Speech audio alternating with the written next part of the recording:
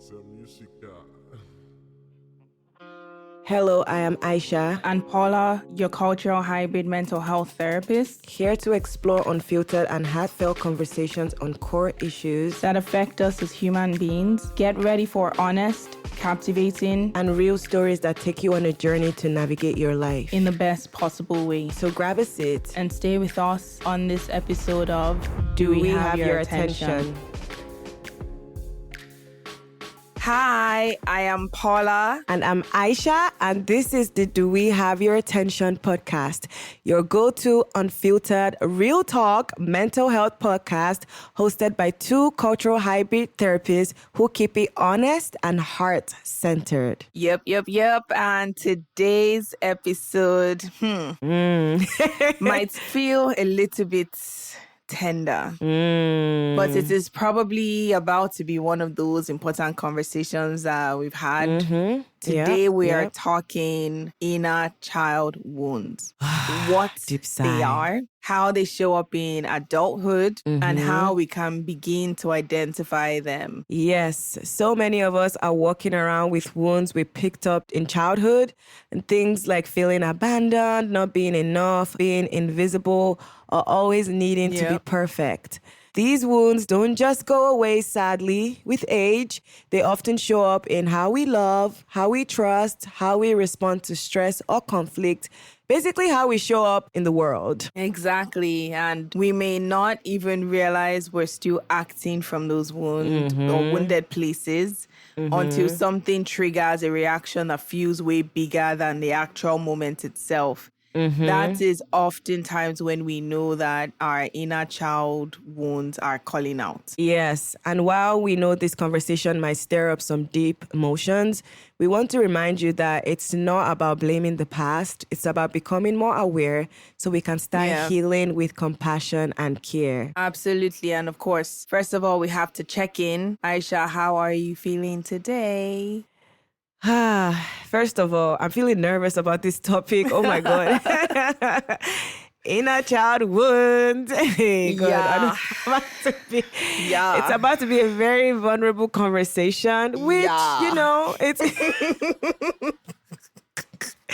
vulnerability is great. This is a safe space, but I'm still a bit nervous about it. But apart from that, I'm feeling, I would say, green. I'm trying to calm myself so that I don't get too extreme on one emotion or the other and kind of be in the middle so that I'm able to kind of articulate myself well and share what I think would be beneficial for our listeners to get away from this conversation. What about you, Paula? Yeah. I just keep saying yeah. Yeah. So I'm already feeling very tender and feeling very vulnerable, just like in my own personal life. There's things that I am navigating relationally in my relationships, especially romantic relationships right now, that I know this is going to stir up. In that childhood. Oh my Lord. It's going to stir up some stuff. But I told myself that this month, because this month is going to be, there's a lot happening this month. I'm choosing to be optimistic. That's good. I'm choosing to just manifest good things this month. Yeah. And then Amen also to lean in. So I am leaning in with green, leaning in with orange. Nice. Leaning in with a little bit of gray, which is anxiousness and worry. Oh, God. And of course, to our listeners, if you're feeling the same way that we're feeling right now, we are here, we are with you. Just make sure to give yourself grace, be open. If Very you need to take a break, come back. But make sure to finish the episode.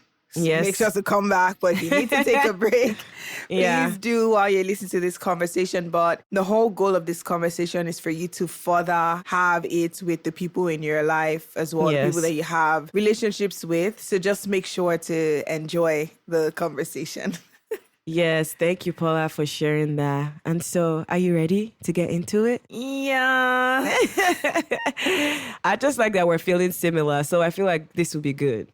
All right, so what are inner child wounds and what are some common ways they show up in adulthood in your experience?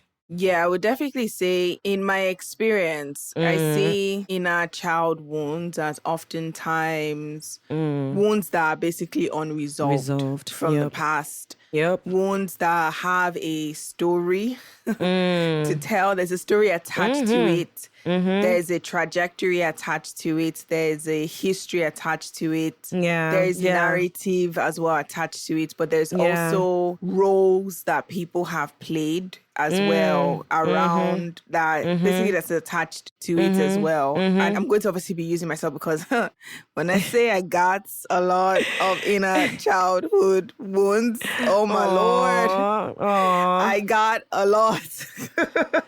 Well, we appreciate you being vulnerable and sharing. Thank you. And I would say these wounds are oftentimes, as much as people feel like they are, so when we say inner child, I always think like beneath the surface. Yes. I actually think they are quite on the surface. I think a lot of us function, say for example, I'm a 30-year-old. I'm not saying this is me though. But a lot of us might be like, we function maybe like a 10-year-old in a 30-year-old body. Or a 6-year-old in a 50-year-old's body. So I would say there are actually a lot more obvious and evidence on the surface in the way in which we show up, express ourselves, behave and function as adults. How about you? What would you say? I agree. I think they are unresolved emotional wounds or pains that show up in our experiences, in how we view ourselves, other people, and the world. I like that you said they're stories because, these stories are things that have happened to us in terms of like not feeling unseen, feeling unsafe, feeling unloved, or feeling unworthy. And when your needs are not met, these stories kind of show up, triggered in those moments. So I like that you said yes. They're not really underlined. We kind of carry them in a patch on the side, ready to kind of show up whenever it feels familiar. That familiarity of those emotional wounds really triggers them to come out. And I think in adulthood, they can be very sneaky. If you're not paying attention, you might not even know that that's what's happening, right? So sometimes it may look like over-apologizing, even when you know you've not done anything wrong in a relationship or in your relationships. It may be like you're needing to be perfect. It may be like avoiding conflict to the extent where it leads to self-sabotage of your relationships or just anything. It may lead to like how you view yourself, like viewing yourself as not being enough and carrying yourself that way. Struggling with boundaries. Absolutely. Constantly seeking approval and the list goes on. But I feel like they're echoes of a child that was taught to survive emotionally that's still trying to protect you. So that child comes out every time it feels like it's triggered again. Absolutely. I love what you just said. Echoes of a child that was taught to survive. So, guys, I am going to be vulnerable. We love vulnerability in this space. So, Thank you, I'm not Paula. sure if this is something I have shared on at least the podcast. I got diagnosed with complex PTSD when I was 20, which is very young when you actually think about it. Complex PTSD and anxiety and generalized anxiety when I was 20, and subsequently years later also finally I wouldn't say finally and / eventually got diagnosed with ADHD as well. I kind of knew that I had PTSD just because how I functioned was very much so, like you said already, the echoes of basically my experience of an emotionally, I say this and I'm going to be real, like an emotionally damaged child, even though I was a teenager or a young adult and whatnot. And personally for me, one of the biggest things that obviously played a very huge role, and there were other things that played a huge role in my childhood experience, was I am a survivor of child sexual assault. And that happened very, very early on. It started happening as young as age of 5. Wow. So already when it comes to thinking about, right, we're going back to what you were saying about things like rejection, neglect, feeling not good enough, feeling unwanted, just things along those lines. Those wounds that sort of show up. Those were things that were very, shame being obviously a very big one. Those were things that were very much so heavily existent for me as a child, but also the older I got, that will continuously keep showing up. Side by side, obviously, in my own case, it presented so heavily that it was evident. This was my first time in therapy, getting evaluated, like my first ever experience. And they were like, girl, You got PTS, like, we're diagnosing with PTS, and of course, subsequently, all the other therapists I met with and professionals I met with afterwards agreed with those diagnoses as well. Yeah. And why I also think it's obviously important to share is because we're all adults, and as much as we're adults, we all have varying spectrums of inner childhood wounds. And sometimes we know why those wounds exist. Other times it might be difficult for us to accept why those wounds exist. But I can definitely say that what has helped me is in actually knowing why my wounds exist. It's not just knowing that, oh, I feel bad all the time. I think I am wrong. It is my fault all the time. But I don't know why, and I'm just showing up because now as an adult, like, I have to be able to understand these things to be able to have the healthy relationships I want to have in my life today. Yeah. Wow. Thank you for sharing, Paula. I feel like not only did you answer that, you shared with like your personal experience and how it shows up for you.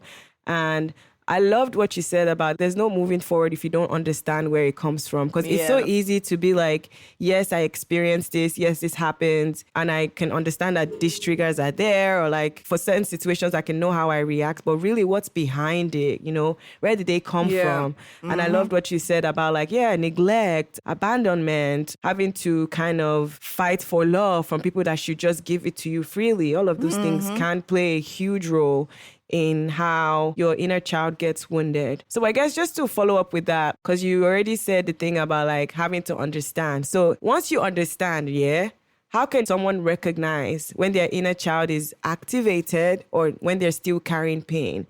Because you can understand it, you can know your triggers, you can know all of these things, but how can you recognize that, okay, this is my inner child taking the forefront today or in some situations? You make a good point, and I actually even want to reframe something I said. I would even say it's not even understanding. I think being able to identify what those wounds are, because understanding something is very different from identifying.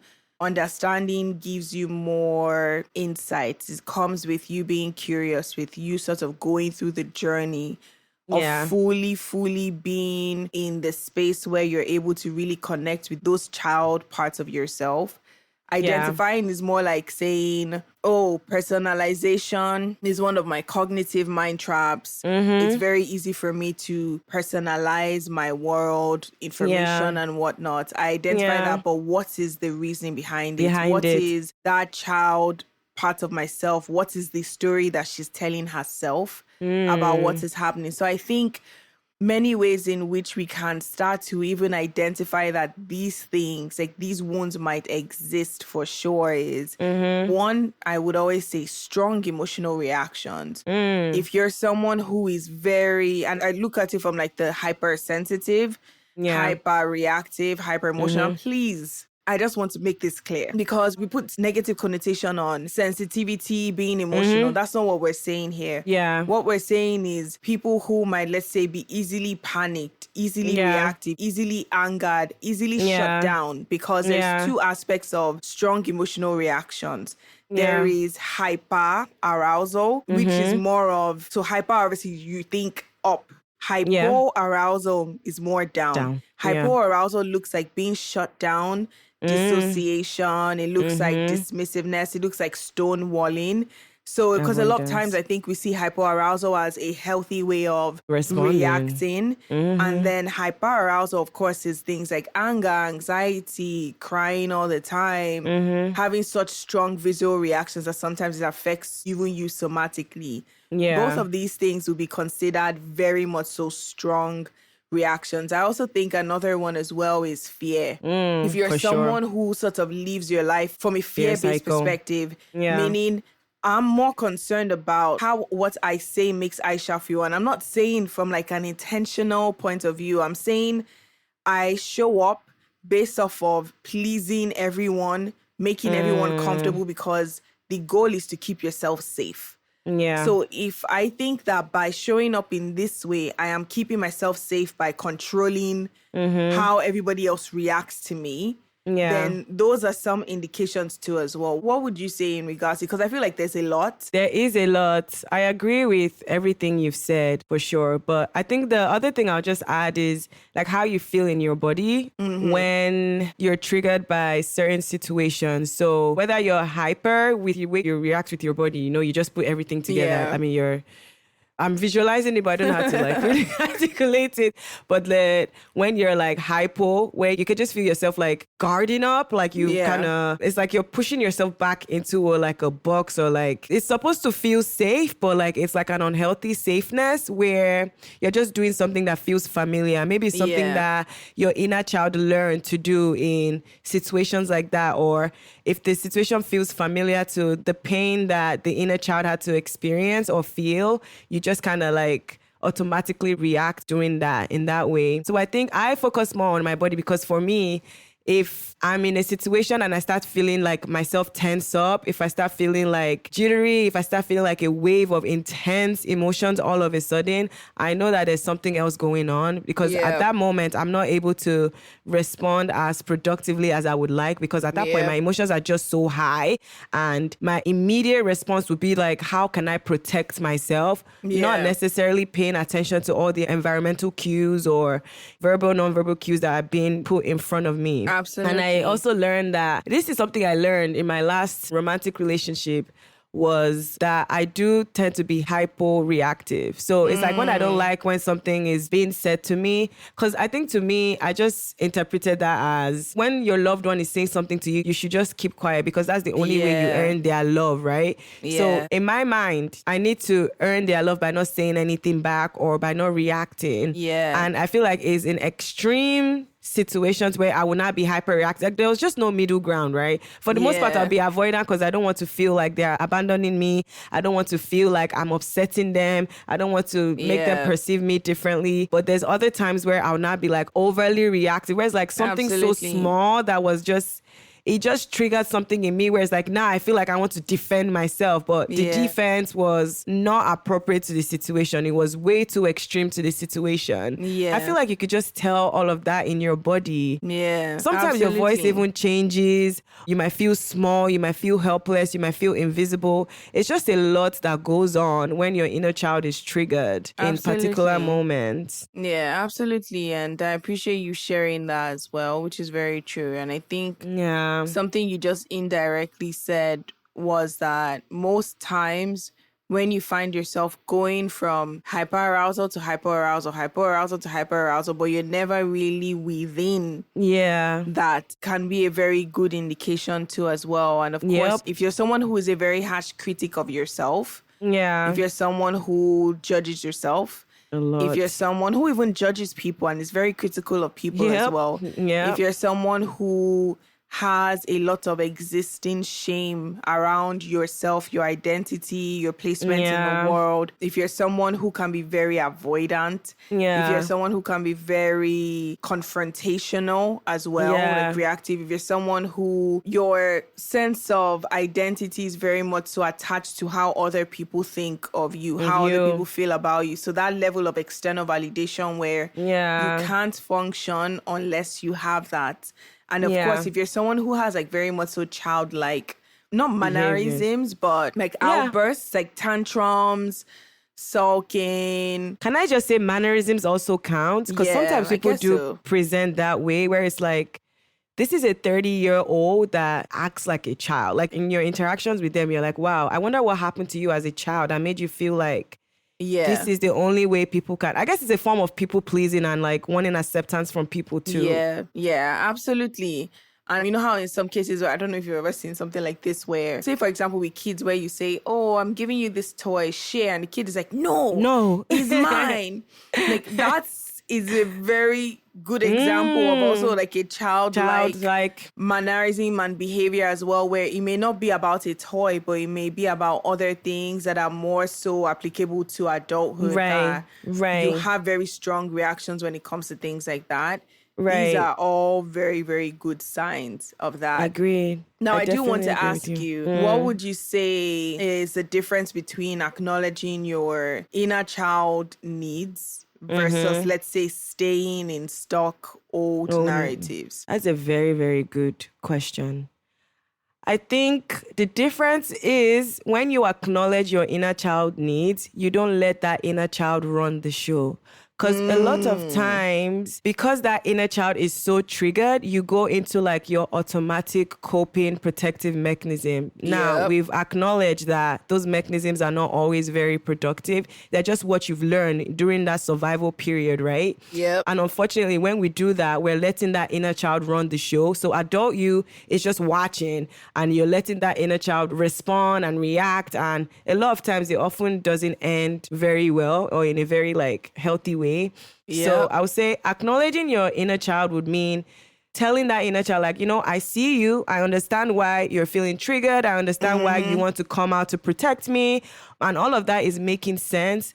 But I need you to take a step back because we're not in that situation right now. It feels familiar. I get it. Like, it feels familiar, but it's not the same situation happening. Like, now you have more power and control to respond and react in a way that makes sense for you. Obviously, I'm saying all of this now. It's easier to say. Girl. It's easier to say that when you're in those situations. So I'm very big on grounding yourself when your inner child is triggered. And when I say grounding, I mean bringing yourself back to the present, because once that inner child is activated, it's taking you back to that story that we've been talking about, that past, that memory. And so your brain is not really able to differentiate between present and past. It just knows that this feels alarming. Let's respond. So it's you acknowledging that, yes, it's alarming because it feels familiar, but with my new version, with me now as an adult, what do I have control over now? I'm not that powerless anymore. I do not have to be in survival mode anymore. What can I do? And sometimes it may even look like just taking a moment to breathe, just taking a moment to put your thoughts together, because everything, again, is easier said than done, but that's not really how it plays out in reality. And I also think constant practice makes you better at it. I feel like people always wait till those situations play out before they're like, okay, now I can...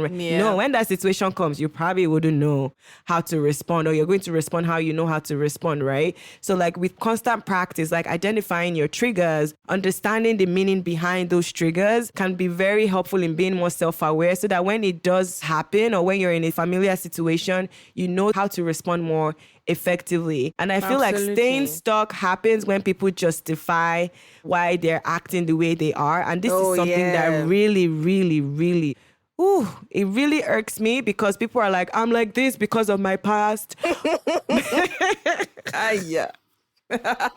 Oh, this is just how I've learned to do things. Like, it's worked for me. And it's like, has it really worked for you, or are you just in survival mode? Which one is it? Because...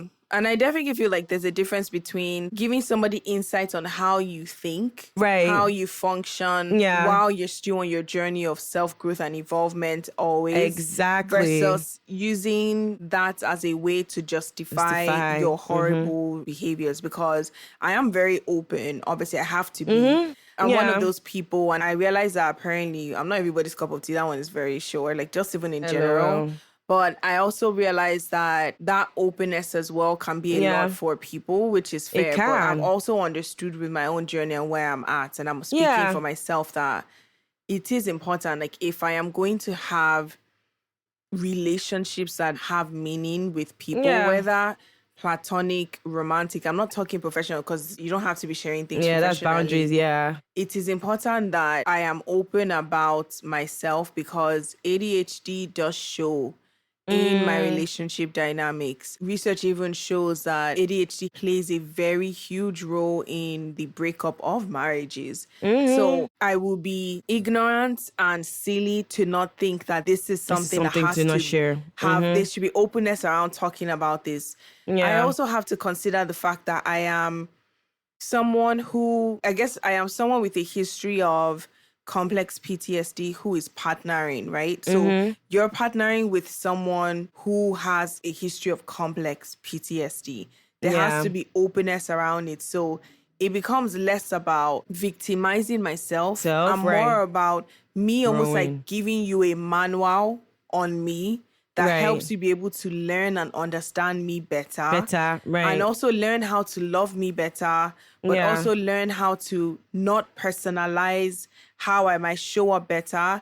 And I also want to make it clear, while I am still in my therapy, I am a therapist. I am a trauma therapist. I specialize in couples and family therapy. But it is still important for me to recognize that I am a human being with her own mental health challenges and understand that as long as I am living, it is important that I prioritize my own mental health. And what that looks like too sometimes would be regularly making sure that I'm always checking in with my therapist. So it's not just saying, well, this is me, I can't trust people because people are this, and whatnot, and like take it or leave it type of situation. That's very different from giving someone insight on yourself while still making sure that you're still holding yourself accountable. And doing the work. Yeah, I agree with what you said, because the difference is compassion with accountability. So it's just saying like, this situation or my past shaped me, but it doesn't define me, because now I can choose differently. I can take care of that inner child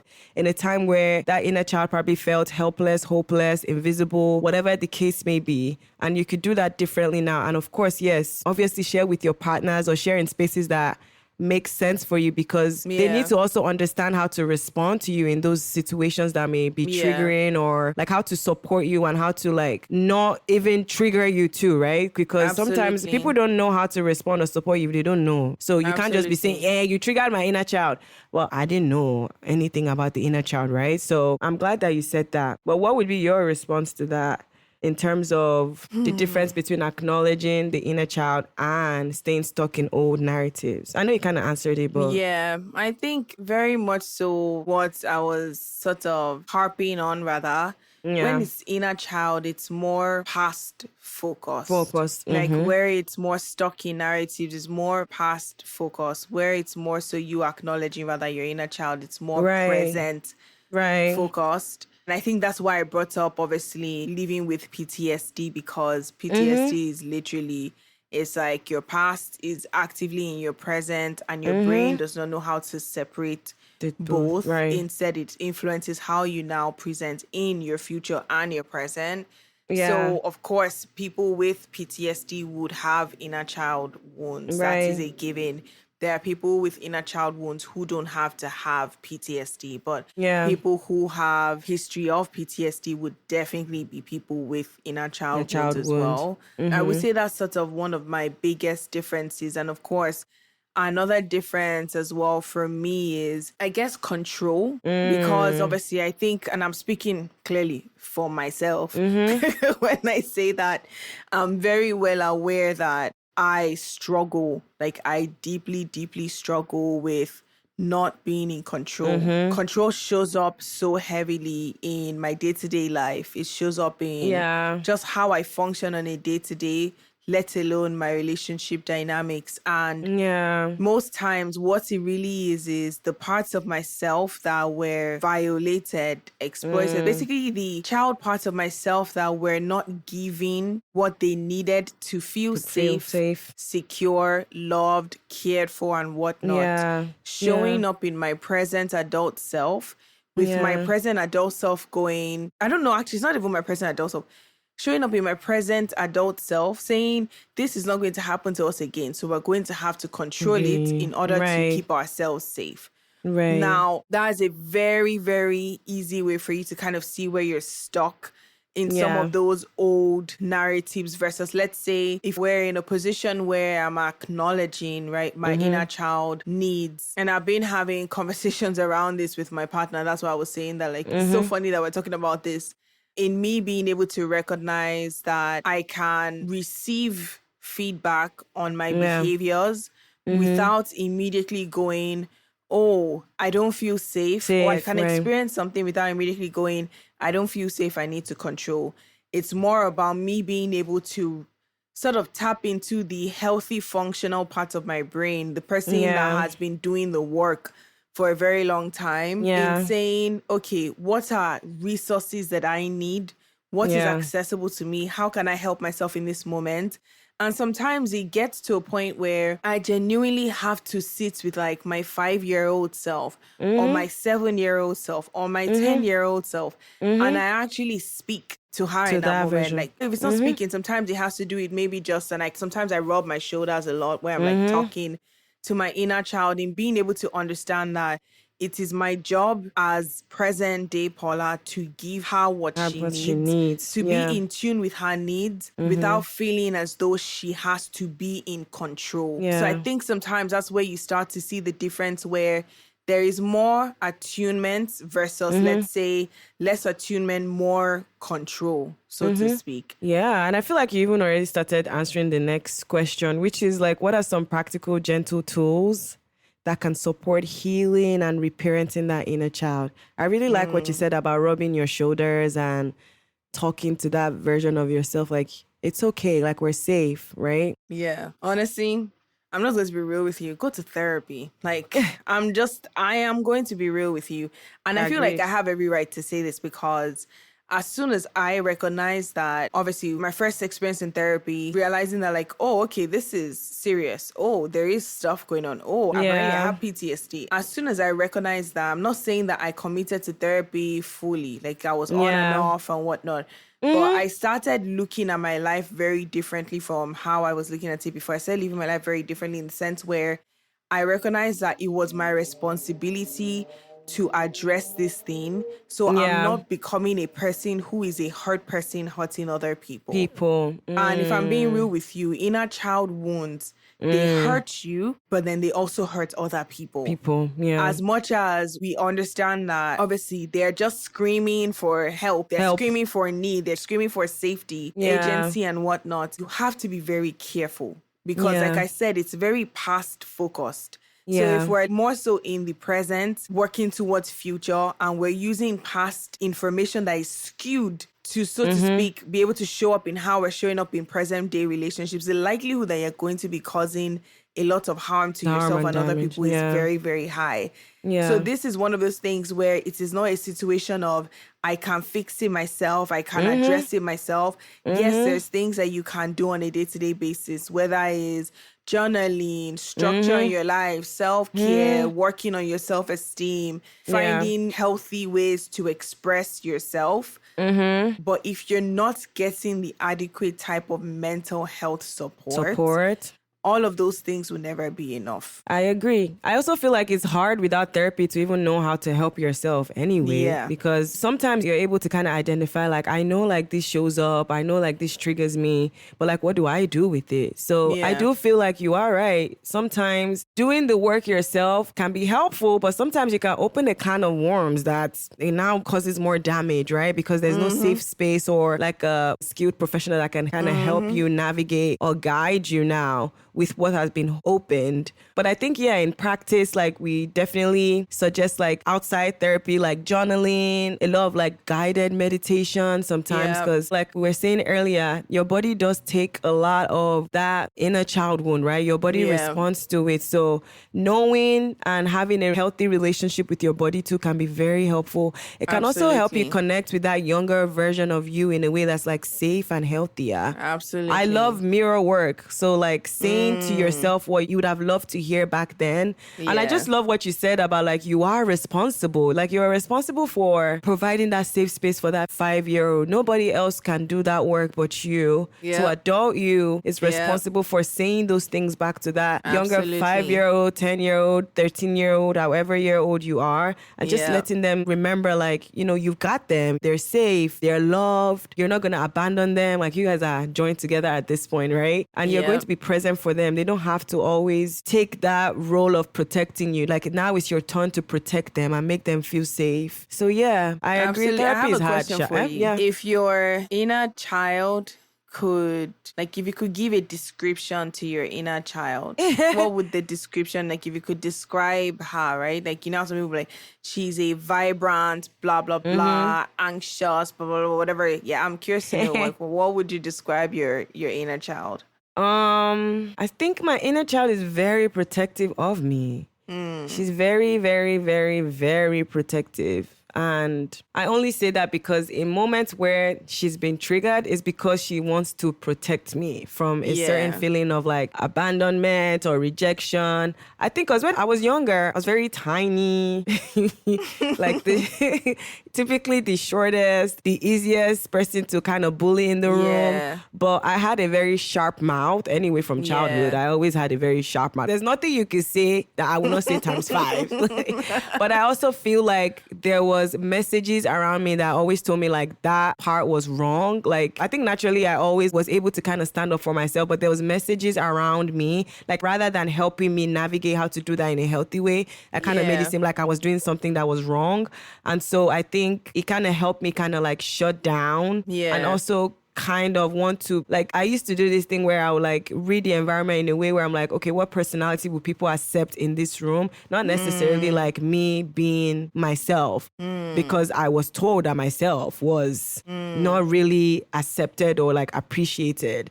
So I feel like now when I'm being myself and somebody is trying to kind of like reject it or say something negative about it, my inner self will want to like, how dare you? You know, like you can never tell me that. But it's finding the balance between, okay, I get where you're coming from, but there's healthier ways to do it in a way that's not emotionally reactive, or sometimes people don't even do it from a place of bad intention. They just don't have enough information to even accept you, right? So, or know you enough, right? To even give you that space. So it's more about, okay, we know you want to come out 5-year-old Aisha, but that's not going to be productive for us. What do we need? What about you? In just listening to you two as well, it's like, okay, she learned how to protect herself.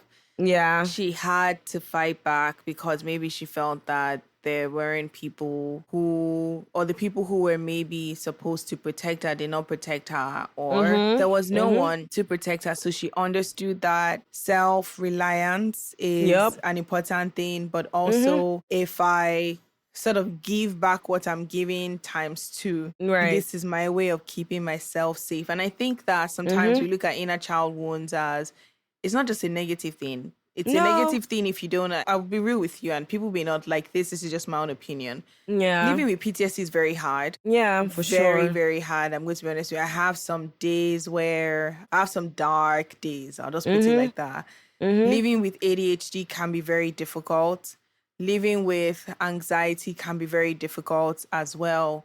But they also come with what I consider like, I guess, they come with, this is so weird, but like I'm thinking flowers, right? They come with like things that also give me insight, where I see ADHD as a thing that allows me really creatively express myself. I can be unhinged, but I wear my heart on my sleeve type of situation. I wear my emotions on my sleeve. I love deeply. I care deeply. That's like, good. I feel deeply. It's a good with thing, PTSD as well, you can say, I love deeply. I care deeply.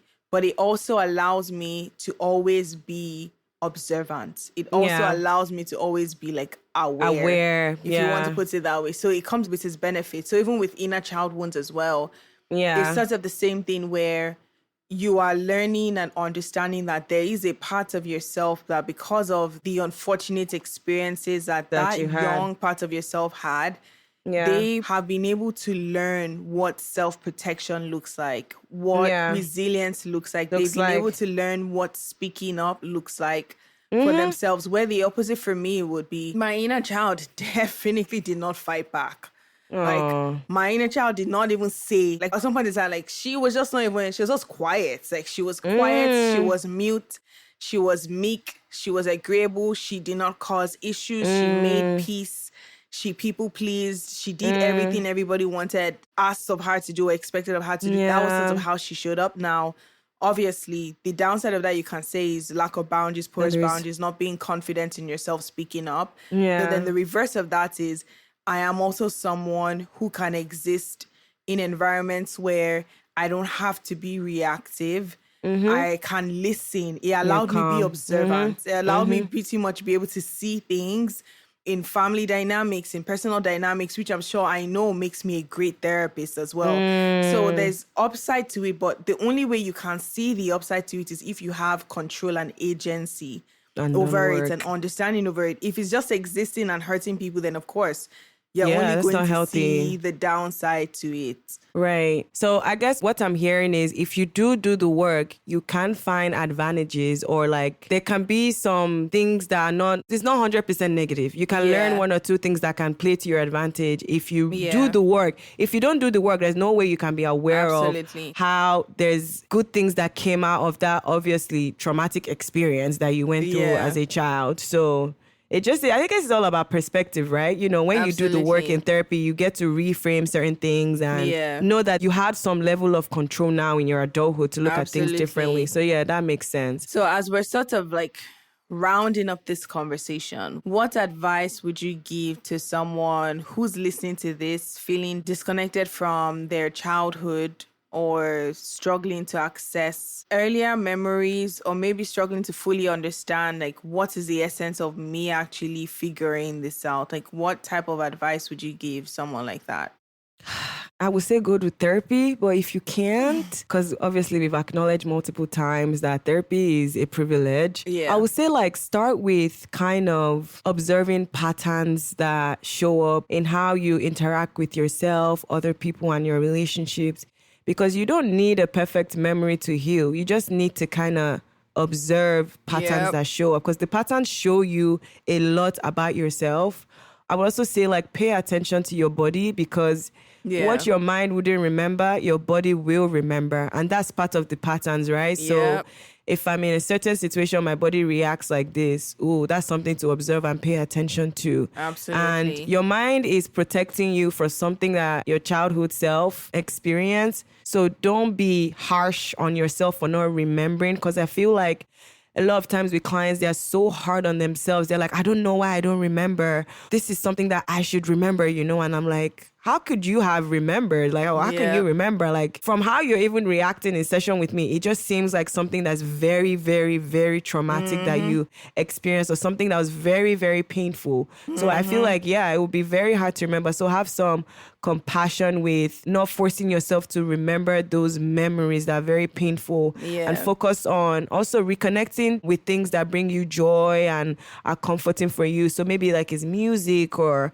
a particular scent from your childhood that made you feel safe, happy, or even now, foods or games that you used to play, and try and connect with that version of yourself and ask yourself, what about these things made my childhood self happy? But also like, what are things that child didn't get? Because that curiosity can open doors for answers that may be very helpful in your healing journey.